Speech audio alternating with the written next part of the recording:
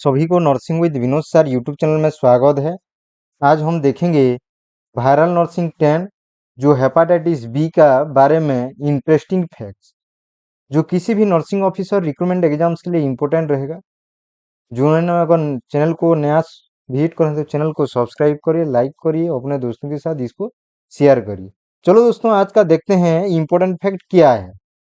Okay, hepatitis B को बोला जाता है सीरम हेपाटाइटिस। क्या बोला जाता है? Serum hepatitis. उसके बाद हेपाटाइटिस बी को डिस्कवर किए थे बारूच ब्लूमबर्ग। ओके, जरूर इसको याद रखिए।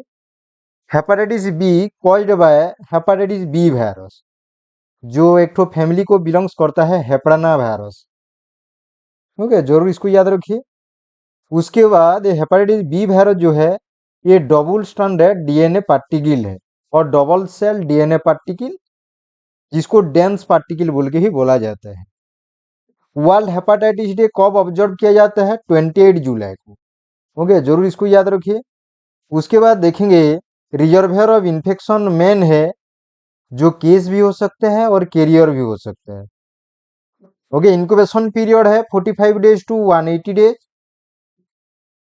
मोड ऑफ ट्रांसमिशन कैसे ट्रांसमिट होगा? ब्लड बॉर्न होगा, सेक्सुअल और प्रीनाटल और पेरीनाटल के माध्यम से हो सकता है। उसके बाद देखेंगे एचबीएसएजी। एचबीएसएजी का फुल फॉर्म है हेपाटाइटिस बी सरफेस एंटीजन बोल के बोला जाता है। क्या बोला जाता है? Hepatitis B surface antigen.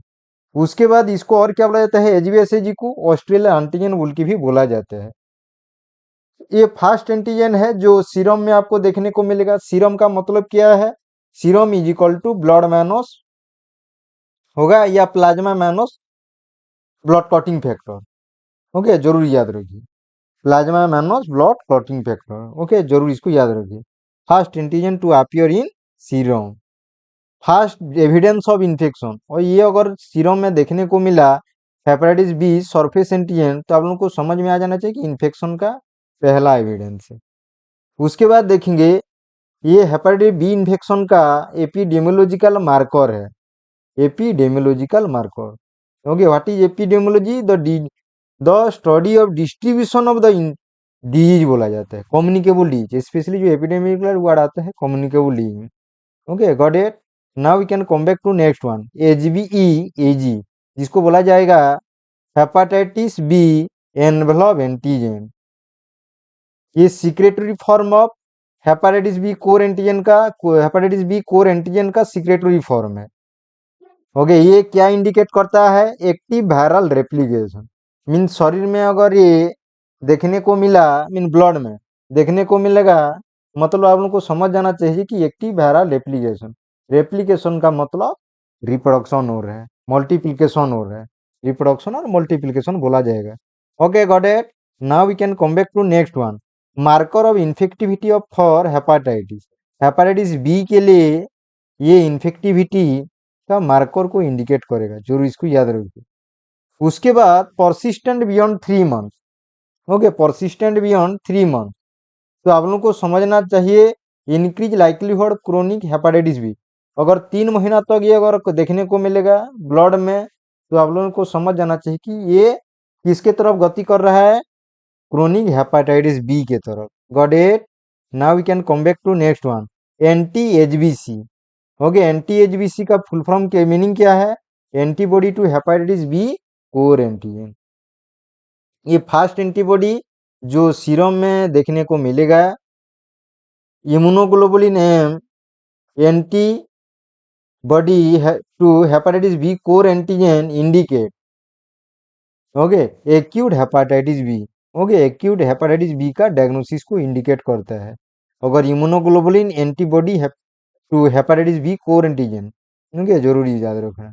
उसके बाद immunoglobulin antibody to hepatitis B core antigen persist indefinitely. Okay, long time तक तो ये रहता है।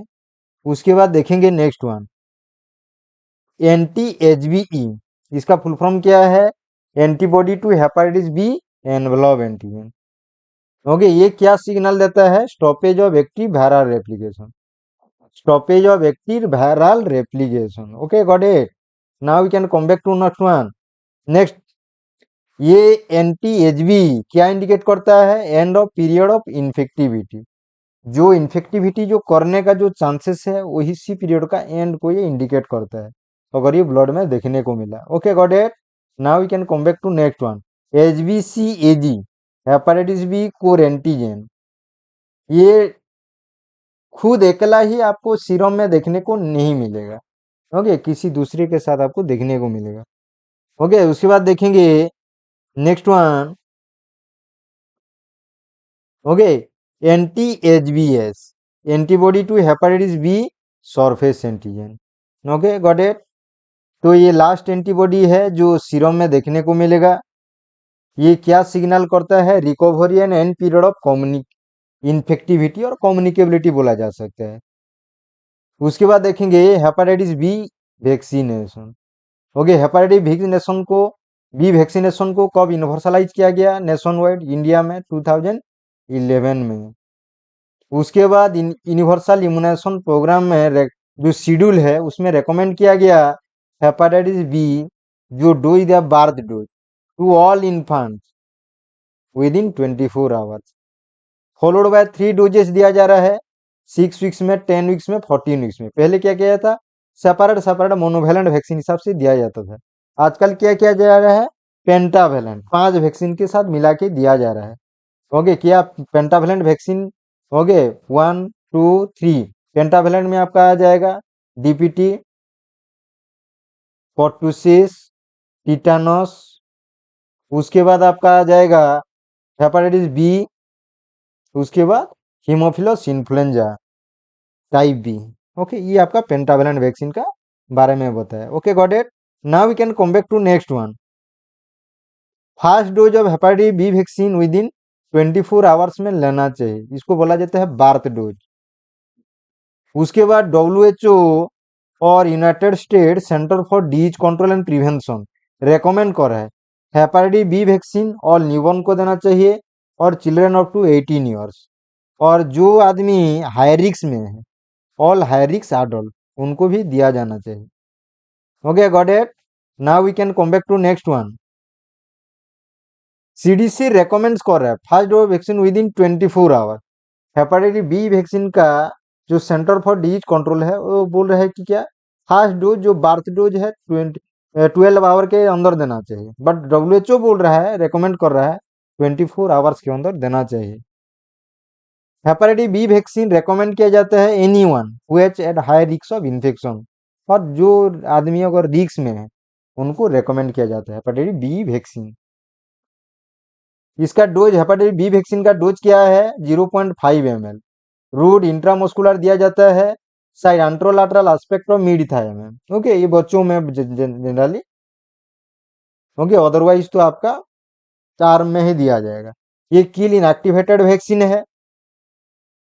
Thank you very much. Channel को आप लोगों ने सब्सक्राइब नहीं किए हैं, सब्सक्राइब करिए, लाइक करिए, अपने दोस्तों के साथ शेयर करिए। ऐसा आपको वायरल नर्सिंग वीडियो आता रहेगा। चैनल को सब्सक्राइब करिए, लाइक करिए, अपने दोस्तों के साथ इसको शेयर करिए। Thank you very much.